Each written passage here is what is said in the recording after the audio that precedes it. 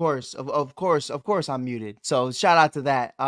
What a way to start the show. What a way to get into it. I am Mike Hughes, aka the Shy Kid. Welcome in to everybody listening. Totally, I do apologize right there for being muted. Hopefully you guys can hear me in the chat. Let's make sure real quick before we even start this up because I'll be pissed if I did a 30-minute show just to find out the entire thing was muted. If I did a 30-minute show just to find out the entire thing was muted. What a handsome guy. What a handsome guy that is. No, appreciate you guys bearing with me. Definitely did have a little technical difficulties at the beginning of this, but we have a new setup in the studio, so still trying to get used to everything, trying to get acclimated. But man, got a lot to talk about. Got a lot to talk about today. Obviously, New York is doing their thing. The New York Yankees and the New York Mets. I know Mike and Corey and Germ are going crazy right now. Bert, everybody involved at Give Us a Shot Network who's involved or invested in both the New York Mets and Yankees are having a blast right now, tied, both having one win apiece. Obviously, the Dodgers took game one, so you're looking at 1-1 split right now between Dodgers and the Mets. But the Yankees take game number one. Anthony Rizzo at the plate gets his first hit after coming back with two fractured fingers. Man, what fingers? Don't even need fingers. You got it. They gabagoo. You don't even need it. But you see the Yankees take game number one. Obviously, they're both 3 wins away from a Subway Classic. You love to see it. Subway Series would be incredible, not only for this network but for the game of baseball. Juan Soto versus Francisco Lindor. We're speaking it into existence. But today we're going to be talking about our Cubbies. I know a lot of people on the network probably are like, what at this point of the season could Mike Hughes still have to say about the Chicago Cubs? Because it was such a horrible year, a horrible way to end the year, I guess we could say. The year as a whole, you're looking at the 2024 recap of the Chicago Cubs. 83 and 79, tied for second, but placed third due to rankings in the National League Central. There's not a lot of positivity there. There's not a lot of things you could say to really fix this season. You know what I mean? To make it make sense to why we didn't make the playoffs and why that's okay. Last season it was. Last season it was because I felt like we had a good core, a good identity of what we needed to do and what we needed to accomplish to make the playoffs in 2024. You bring in Craig Counsell, one of the better managers in baseball. At least it was one of the better managers in baseball. You bring back Cody Bellinger. You bring in a guy in Shota Imanaga, 4-year, $53 million deal. Maybe it works out, maybe it doesn't. But it's definitely not the way we anticipated this season going. Excuse me. Hector Neris had a great season with the Houston Astros in 2023. We were hoping he could come over here and potentially fix that. Trading for Michael Bush and Yency Almonte, and hopefully one of the two were able to pan out. And luckily for us, a guy like Michael Bush found his footing. We're going to talk about that in a little bit. But Yency, I mean, was horrible. Adbert Alzolay, horrible. There was a lot of things that went wrong in the 2024 season, and we're going to talk about that today because I do think it's important to talk about it. I do think it's important to really break down what went wrong in 2024 for the Chicago Cubs and what do we need to do to make things right. Obviously, the trade for Isaac Paredes, it's definitely one of those ones where he is significantly better defensively than Christopher Morel ever was, but definitely offensively wasn't a spark for this lineup that desperately needed a spark. And we're going to get into that and why I say that in a little bit. Let me just get adjusted real quick. I got a new chair, got a new everything going on in the stoop. But appreciate you guys being here, man. We got a lot to talk about, obviously. Breaking down Cubs if you're just tuning in. We're going to get into all that and more. First, I just want to say happy 8-year anniversary. We got a lot to talk about, and I just want to talk about the 8-year anniversary. To this day, the greatest baseball game I ever attended. Game one, NLCS, Cubs versus Dodgers. Miguel Montero with the grand slam. I'll tell you, being there in person, it was such a different vibe. I mean, I could tell you from firsthand experience, the entire floor was shaking inside of Wrigley Field after Miguel Montero hit that grand slam. And then immediately after that, while we're all celebrating the grand slam, Dexter Fowler hits back-to-back jacks. You love to see it. And then he's rounding the bases, and we're all still trying to figure out what's going on. Then you find out that he hit a home run as well. I have never been in a room so loud. I have never felt that kind of energy before, even in the parade, even in the Blackhawks' best days, even in some of the Bulls games I've attended. I have never been in a place that was so electrifying, so uplifting than it was that night. Wrigley Field was rocking. Miguel Montero put the team on his back. Um, shout out Miggy. Just want to say shout out Miggy real quick because that was not only the greatest baseball game I've ever been to, but probably the best sports memory I'll ever have. And I understand winning the World Series was special as well, but I was there for this. Um, and listen, I see the comments. Frankie, Cubs are playoff bound in 2025, calling it now. Frankie, at this point, bro, it doesn't hold any weight. You know what I mean? Because and this isn't Frankie's fault, but Frankie's like, yo, bro, 2023, I'm calling it. Cubs making the playoffs. That's my guy, Frankie the Yankee. He does amazing things. Shout out Anthony Rizzo and the boys helping him out. But then he goes, you know what, Mike, you're right. Didn't make it in 23, 2024. I'm calling it now. I said, all right, bet. I hear you.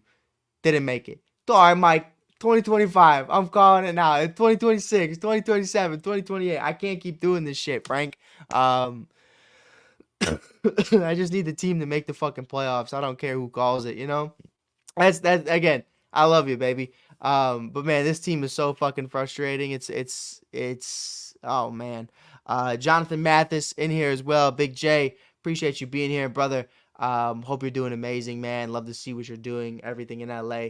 And of course with your amazing daughter and wife. So it's always great to see you guys living your best life. But the 2024 season as a whole, like I said, 83 and 79. You finished third in the NL Central, tied with the St. Louis Cardinals for that second spot. The Brewers win the division again. We take away your manager and Craig Counsell, who has been the identity of the Milwaukee Brewers over the last decade or so. It's frustrating. It's frustrating when, we talk all this talk all off season long about how we have one of the better managers in baseball and we're getting outmanaged by the Milwaukee Brewers and their new manager. It's frustrating. It's frustrating. You got guys like Churio who looked phenomenal, but also like we have Cody Bellinger, and that should be important. Um, when you talk about the competitive edge and who has an edge and who has more experience. A rookie outshined a former MVP this year. That's just the that's just the fact of the matter. You know what I mean? There's no other way around that. So let's get into it though. Let's talk about it. My top 3 takeaways from the 2024 Chicago Cubs. First, I want to say thank you to everybody who has been a part of what we did this year with Give Us a Shot Network, with Obvious Shirts, with the Shy Kid podcast and the Shy Kid TikTok. We had so much fun interviewing Cubs fans everywhere, Cubs players, Javi Baez's mom, Kerry Wood, and so many others. So it was an absolute blast. It was an absolute privilege. But my top 3 takeaways, number 1 as a fan. Number 1, Shota Imanaga. Jed Hoyer doesn't get Shohei Ohtani, doesn't get Yamamoto, both making a total of $1 billion combined going to the Dodgers, $700 million deal and a $300 million deal. But instead, he gets the best Japanese player in baseball. Neither of them being neither of them being Yamamoto or Shohei. So you look at him in his rookie year. Shota Imanaga goes 15-3, a 2.91 ERA, 173 innings pitched, 174 strikeouts with a 1.02 WHIP, and an All-Star appearance. Shota Imanaga was nothing short of outstanding, from top to bottom as a person and as a player. My big thing with Shota, man, is, he's a man of the people. I remember back in April or May, the shirtless guys who spelled out Shota in the bleachers. He got them obvious shirt T-shirts, and it spelled out Shota, and he signed every single one of them. They got to meet him and shake his hand. The Blackhawks, Chelsea Dagger, that being his intro every time he has a start. Hearing that, him wearing Air Force Ones, him wearing Bears jerseys, Chicago memorabilia. Not only is he one of the best Chicago athletes, he's one of the best Chicago fans. I think he loves Chicago. He starts his monologue after he gets signed on his introduction day, and he says, "Hey Chicago, what do you say? The Cubs are gonna win today." And I think that to me was like so dope to really see him just fully invest in the city. He calls Ben Zobrist on the phone saying, "Hey man, I want to wear number 18 to pay homage to you. Is that okay?" And Ben's like, "Dude, fuck yeah! Like what?" Um, so yeah, Shota Imanaga, man, phenomenal. Loved what we saw from him. Um, I mean, that's for a 4-year, $53 million deal, and you're getting a 2.91 ERA, an All Star, and a no hitter out of the guy. Which, by the way, I got to be a part of that history at Wrigley Field, first no hitter since the '70s. Super cool to see Shota Imanaga do his thing this year. pardon, pardon, pardon me, guys. I'm still getting over a little bit of some. Damn. But yeah. With that being said, give me 2 seconds, chat. I love y'all. Give me 2 seconds. Um,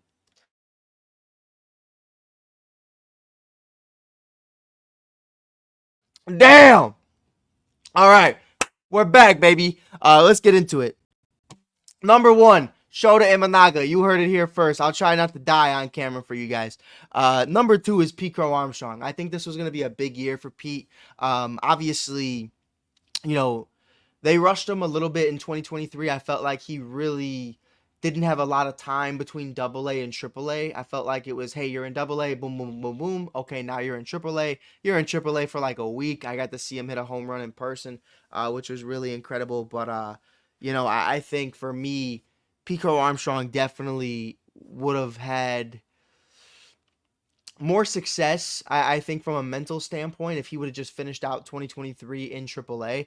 He comes up and he goes 0 for 10 in the last homestand for the Chicago Cubs. You really don't know what it's going to look like for him going into 2024. Doesn't make the opening day roster coming out of camp. Ends up playing 123 games, batting 237, 10 home runs on the year. Found a little bit of pop in his bat. His first home run in the bigs was actually against the Houston Astros on the same day the Chicago Bears drafted Caleb Williams and Rome Odunze. So hopefully 10 years from now, we look back and we say, hey, we got 3 future Hall of Famers in Pete Crow Armstrong, Rome Odunze, and Caleb Williams. They all made history on the same day. Good. Hey, maybe that's just me. That's just how I'm looking at it. Half glass, too full, whatever you want to say. That's how I'm looking at it. But 47 RBIs, 10 home runs, 237 batting average, and 27 stolen bases with gold glove caliber defense in center field every single day.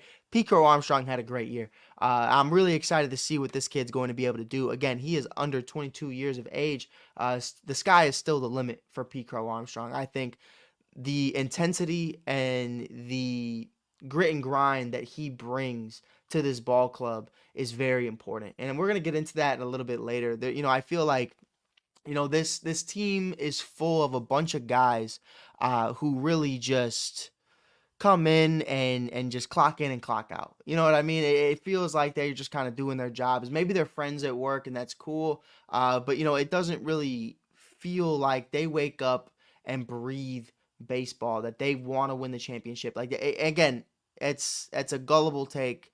That is a horrible take, but it's what I feel. You know what I mean? I'm big on momentum. I'm big on electricity. I'm big on really just having that swag. I'm not saying you got to be Juan Soto, but a Jesse Winker, a Wilson Contreras, a guy who gives a fuck about what happens on any given day.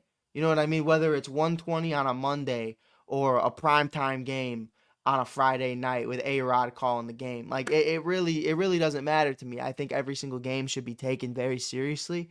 And there's a lot of guys in this lineup that I feel like don't show up every single day ready to put belt to ass. Pete Crow Armstrong is one of those guys that does. I love what we've seen from him. He is absolutely phenomenal. I mean, he is phenomenal. And I had a lot of opinions on him. Obviously last year he couldn't hit his weight. This year he's pretty good. If you can go into year 3, really year 2, going into 2025, batting around 260, and you have 27 stolen bases a year, Gold Glove defense. Pico Armstrong is on his way to being a franchise player for the Chicago Cubs. Again, like I said, he is the spark. He is the guy who is going to wake this lineup up. Unfortunately, he's at the bottom of this lineup, so you're not really at a point to where you're driving in runs, or you're getting driven in by guys like Dansby or Nico or Seiya or Cody, because you're batting 7, 8, or 9. So really not towards later until later of the game you're really getting driven in with the top of the order. But I think going into 25 you're probably going to see him closer towards the top of the order. I could see him anywhere from 4, 5, or 6. But that's really where I'm at with it. I'm excited. I think it's going to be a lot of fun to see him continue to grow, continue to get better. Number 3, I want to talk about Michael Busch. Big Busch, love to see it. Batting in his rookie year, his true rookie year. In 152 games, he batted 248 with 21 home runs, 65 RBIs, and I will say some of the best first base defense we have seen in quite some time, since Anthony Rizzo days. Michael Busch made a lot of fucking plays at first base this year. Point blank, period. Michael Busch impressed me in a big way, because I was very unsure of what it was going to look like going into 2024. I think a lot of people didn't know if he was going to be at first or third or DH or what have you when we first brought him in, because we hadn't seen him at a specific spot throughout his career. Obviously, any opportunity he got with the Dodgers, he's just really filling in for guys like Justin Turner or Freddie Freeman or Mookie Betts or whatever the case may be, but never really got that opportunity to start every single day. In his first game, I got to see him play. He hit a home run, and you could just feel that this kid, I mean, his baseball skills, his knowledge, and how he sees the plate. Is really something special. I love what we saw from Busch in his first year. I love the way he sees the ball, both offensively and defensively. I mean, he reads the ball amazing off the bat, for a defensive first baseman. I'm excited to see how he continues to grow, how he continues to develop. 26 years of age. We still got him under control for quite some time. Pico Armstrong's 22. Shota Imanaga's 30-something, but he's a rookie too. Don't get it twisted. Shota Imanaga should be in your Rookie of the Year candidacy. And if he's not, you're crazy. Now, obviously, Paul Skeens, obviously, Profar and guys are like that as well. So Shota's probably not going to get a fair shot. But definitely I have him in my top 3 for Rookie of the Year. But, I see the comments. I see a lot of people talking about Busch right now. He was a blast. He was a treat to watch. A lot of fun, left-handed power bat. You want to see more from him going into 2024, 2025 as it pertains to really just being consistent. I feel like there were times where Michael Busch was kind of absent and you didn't see a lot of him. And that's really where I think he could have done better. 248 batting average, I'm not mad about that whatsoever. If you're hitting over 20 home runs a year and you got Gold Glove first base defense, that's perfectly fine with me. But I think that's really my top 3 takeaways of the year. I think for me, those 3 guys stood out the most. Shota Imanaga, Pico Armstrong, and Michael Busch. Those are the guys.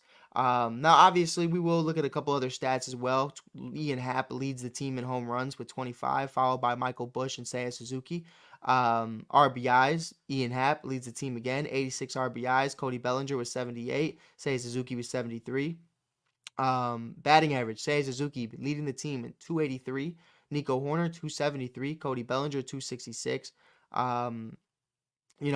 Let's talk about triples. First of all, Pico Armstrong has 6 triples on the fucking year, which is incredible. What's even more incredible, Seiya Suzuki's right behind him with also having 6 6 triples this season, which was really cool.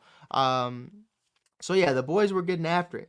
The boys were getting after it. Ian Happ does lead the team in strikeouts, but when you lead the team in damn near every offensive category, I really don't care. You know what I mean? Michael Busch right there next to him with 162. We do want to see that down a little bit going into 2025. I think if you're anywhere from 140, I think you're in a solid spot. But 162 is a lot. Pardon me, guys. I really don't want the show to like be me coughing the entire time. I'm trying my best. So I do hope you guys are bearing with me. Um, but yeah, I think there were a lot of positive takes going into 2024 and finishing off the year. Um, I think for me, I did get to answer a couple questions that I went into this season with. I think we talked about it a lot during the offseason. Who is the franchise player of the Chicago Cubs? I think that was a hard question to answer. I think we really didn't have an answer. And I think where I'm still not definitive that this is the guy who's leading the charge. I think there's several guys who can have a breakout year in 2025 that can answer that question. Pete Crow Armstrong, Michael Bush being two of those guys. Ian Happ, when you have a season like Ian Happ did, 25 home runs, over 80 RBIs, Gold Glove defense in left field. You would imagine that that's your guy that you want to be the face of the team, but I'm not fully bought in yet. I'm not fully bought in to the Ian Happ experiment of just being that number one guy. I haven't seen him in the brightest of moments where Ian Happ shows up and just drives in the game winning run or drives in, you know, three guys to clear the bases. I haven't really seen much from Ian Happ from that perspective. Like, I don't know how everybody else feels about it, but when I look at Ian Happ, I see a guy who, at the end of every single year, is going to put together great numbers. He reminds me a lot of Kirk Cousins in the NFL. But when we talk about MVPs, when we talk about X factors, when we talk about guys who really make a difference, I don't think Ian Happ is quite that guy yet. And I think, does he have the intangibles to be? Sure. Comes into the league as a switch hitter, center field, and infielder at the same time. Played a little bit of second base. Um, but he's been a part of this team since 2017. He's been here for 6, 7 years now. And I've yet to really see his ceiling, I guess you could say. He's very consistent year in and year out. He will give you 20 home runs and 70 plus RBIs a year. That's really what I expect out of Ian Happ. But do I expect MVP numbers at any point? No. And that's really what I'm trying to figure out. Is Ian Happ a franchise player, or is he just a nice piece to a solid roster? I guess you could say. But we'll be able to get to see in 25. There's no way he's getting moved at the off-season point during winter meetings. He's got a no trade clause along with Seiya Suzuki. So let's get into it though, man. Let's talk about it. I do want to talk about free agency just a little bit, if you guys don't mind. I'm gonna pull up the screen real quick. Um, there's a few guys I think we need to look at going into 2025 that I think the team is really going to have legitimate conversations about. Now, obviously, I'm going to skip the infielders for now. Willie Adames, probably remains a Milwaukee Brewer or goes somewhere else. I don't see the Cubs moving for a third baseman, especially since they traded Christopher Morel for Isaac Paredes, and he's still under contract for quite some time. Second baseman, we got second baseman out the ass in James Triantos, Matt Shaw in the minor leagues, and of course Nico Horner now. Dansby Swanson's at short, and I would say we're gonna go out there and get Pete Alonso, but after the way he's performed in the playoffs thus far, I'm pretty sure they're gonna make that man a Met for life. So we'll see what happens. But we look at center fielders. Cody Bellinger, 29 years old, 6.7 WAR. He has an opt out now. Is he going to take it? I think we're going to find out in the next upcoming days.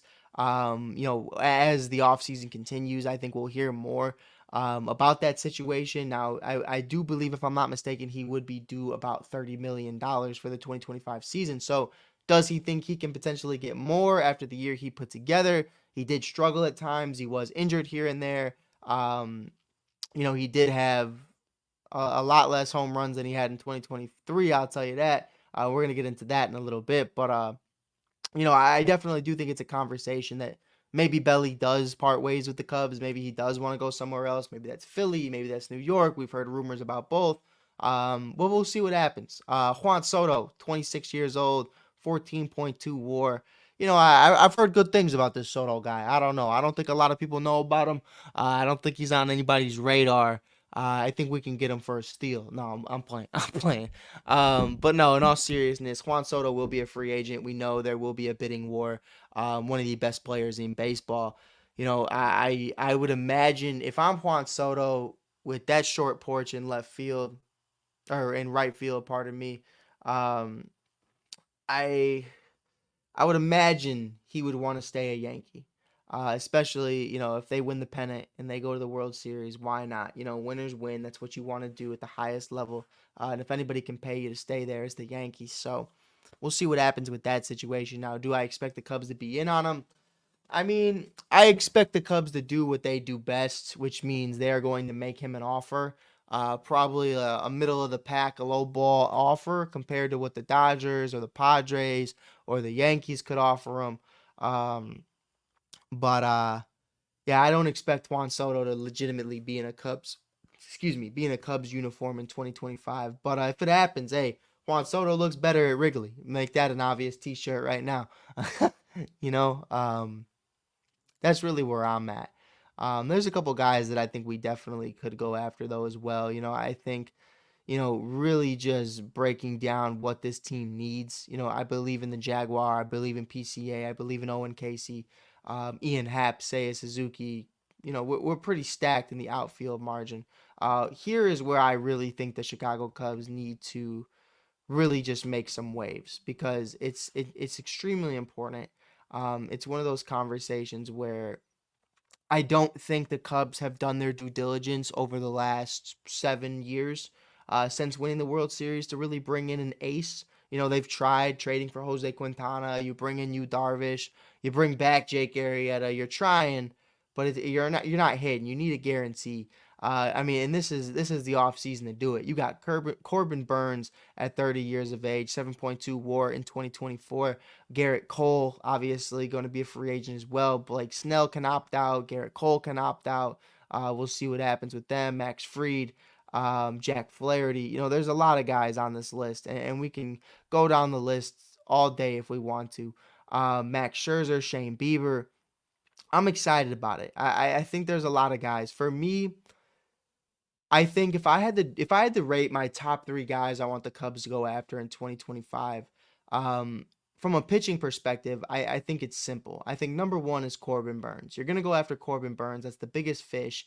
You have to. I think you owe this fan base an answer to why you only spent $60 million on pitching last year. You know what I mean? Like you really, and Shota Imanaga was 53 of that.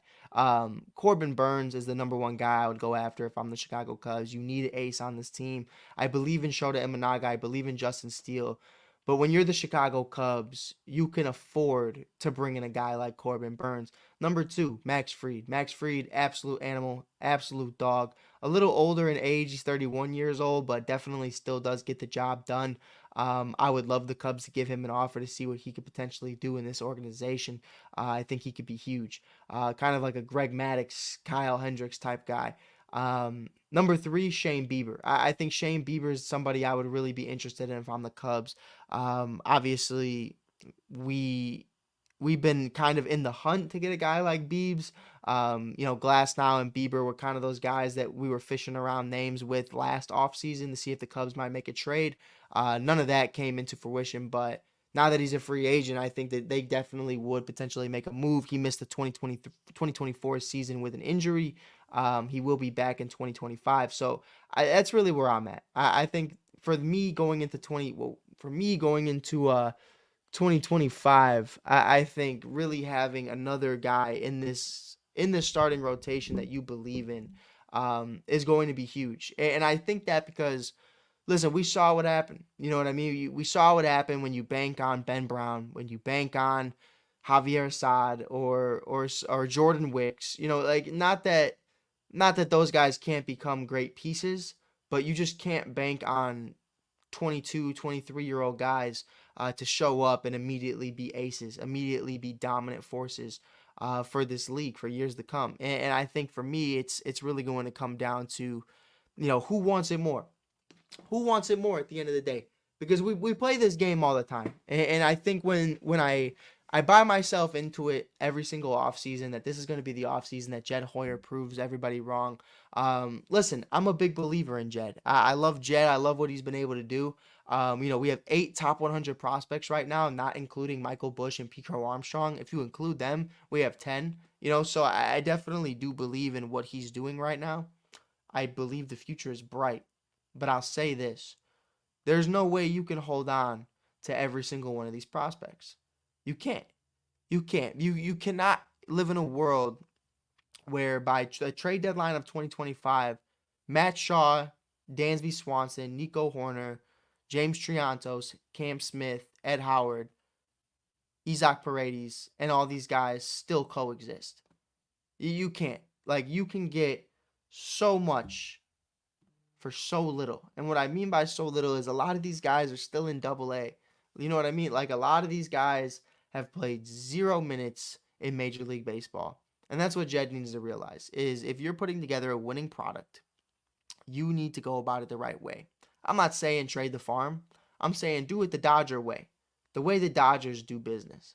Hey, we have top prospects out the ass, but we'll trade the right ones in order to acquire a Mookie Betts, in order to get a guy like Freddie Freeman to want to come here, to get a guy like Shohei Ohtani to want to come here. And we will not only trade big pieces to get big pieces, but we're also going to bring in top tier free agents so that everybody can grow together. That's where I'm at. I'm trying so hard, guys. Um, so yeah, that's really where I'm at. I think, I sound like a casual when I say it. It's just not good enough. Sometimes your best just isn't good enough. That I heard Aaron Rodgers say that a couple years ago, and it's probably the realest thing I've ever heard. Because as much as I love Jed Hoyer, as much as I love the Cubs, sometimes you have to have a legitimate conversation with yourself and acknowledge that, sometimes we just didn't do our best. And our best to us isn't good enough to the fan base or this organization. I think trading Christopher Morel for Isaac Paredes might have been your best. That might have been the best you could have done in that moment. And that's perfectly fine. And not every day guys are trading the Jose Ramirez's or the Manny Machados of the world. So it's hard to get a cornerstone third baseman at any trade deadline.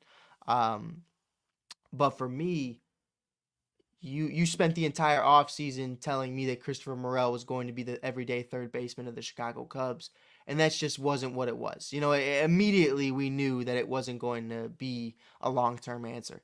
Um, so for me, I think it's going to be interesting to see what happens. Jed definitely does. He needs to have a legitimate plan. I think that's really where I'm at right now. I hear what him and the Ricketts say every offseason in their, offseason letters to the fans, and it's just like, we're beating the same drum. We're beating the same drum year in and year out. And I'd like to see this team really go out there and make a fucking move. You know what I mean? Make a move. I'm not going to sit here and tell you what that move is today. I don't know what players are available. I'm sure during winter meetings we'll have a better understanding of what's going on, who's available, who's on the move, who could be on the move. A whole different set of scenarios where the Cubs end up making a play. But when you have all these top prospects and none of them have made it to the show yet outside of Pete and Michael and Ben, I think it's time to start really having a conversation with yourself about, what direction you want to go in, because if these guys don't pan out, when I say pan out, I mean if these guys don't ball the fuck out, you're going to have a real problem on your hand because their value will only decrease by the day. You got to make a move to get a franchise player for this team right now. If you told me, and we saw this on FanDuel not too long ago, like I saw it was Michael Bush, Nico Horner, and Pablo something. He's a minor league catcher for the Cubs, for Vladdy Guerrero Jr. I pull that trigger. I pull that trigger, and I don't think twice about it, and I'll tell you why.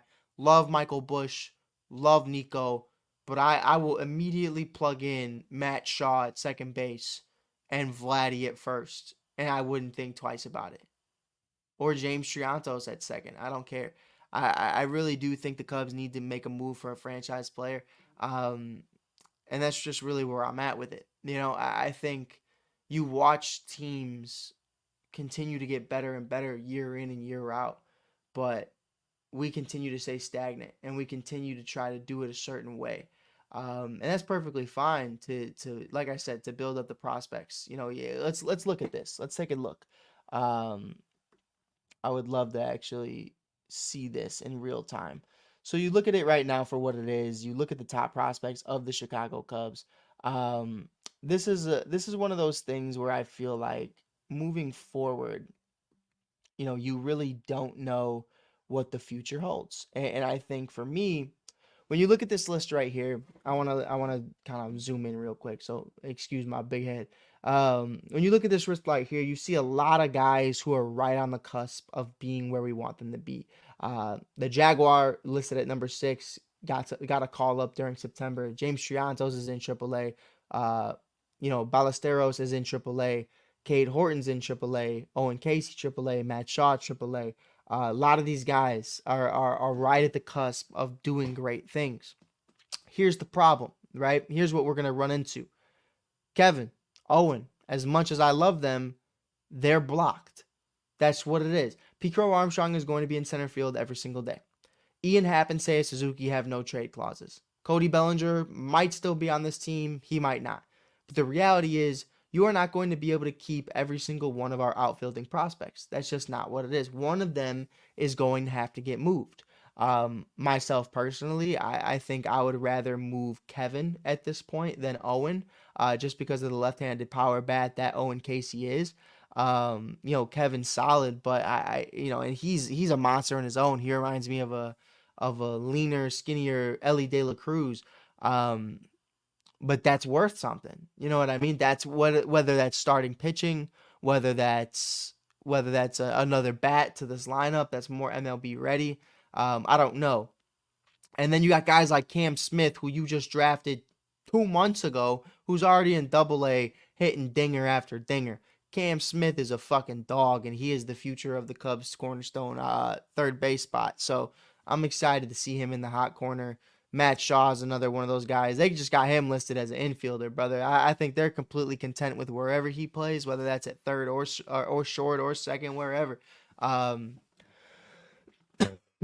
Cade Horton, one of the best pitching prospects in baseball, but hasn't been able to stay relatively healthy. So I don't know, man. And then Moises, they say he can't be a catcher.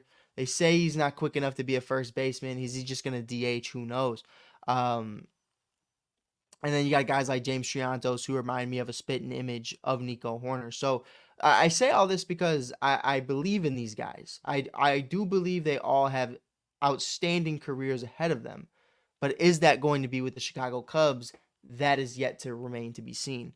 I think if I'm Jed Hoyer, I definitely do sniff around. I try to trade some guys. I definitely do. If Nico Horner is one of those guys, it is what it is. Gold Glove second base defense with a 275 plus batting average every single year is hard to come by. But also, power is everything in this league, and he's only giving you 5 to 10 home runs a year. James Triantos is 10 times cheaper and can give you the same thing today. So I think or Matt Shaw, who can even give you 10 times more the amount of home runs a year. So yeah, I definitely do believe in what the Cubs are trying to do right now. I just think you need to step that up just a little bit. And what I mean by that is, I think for me, it's great to have all these prospects. It's great to sign certain players, but you got to make that move. You got to make that move that 20, 30 years from now, people will remember the day you brought him into the organization. When Theo Epstein signed John Lester, when we traded for Aroldis Chapman, when we brought in Ben Zobrist and Jason Hayward, like these were all days I still remember to this day. And there's positive connotations and negative connotations with that. I remember the day we traded for Jose Quintana, and I thought then that it was a little much. It was worth it at the time, but it's like, you remember those moments. That's really where I'm at. I know this isn't the longest episode. We're kind of just having a little bullshit and talk. Hopefully we'll have my guy Miles Porter on the show soon, Kevin Lapka, a bunch of other Cubs fans as well, Saul Rodriguez, so many others. But appreciate you guys for listening. Appreciate you guys for tuning in. We will be back later on this week, Thursday, with our guy Seth and Ben Joyce with Jim Cross on Pros and Joe. So make sure you check us out there. We're going to be doing some amazing stuff. It's going to be a lot of fun. Until then, make sure you give us a follow, give us a like if you haven't already. This is Mike Hughes, a.k.a. The Shy Kid. You are listening to the Give Us a Shot Network. So make sure you give us a like, give us a follow, hit that subscribe button if you haven't already. Until then, peace. give them a shot to do what?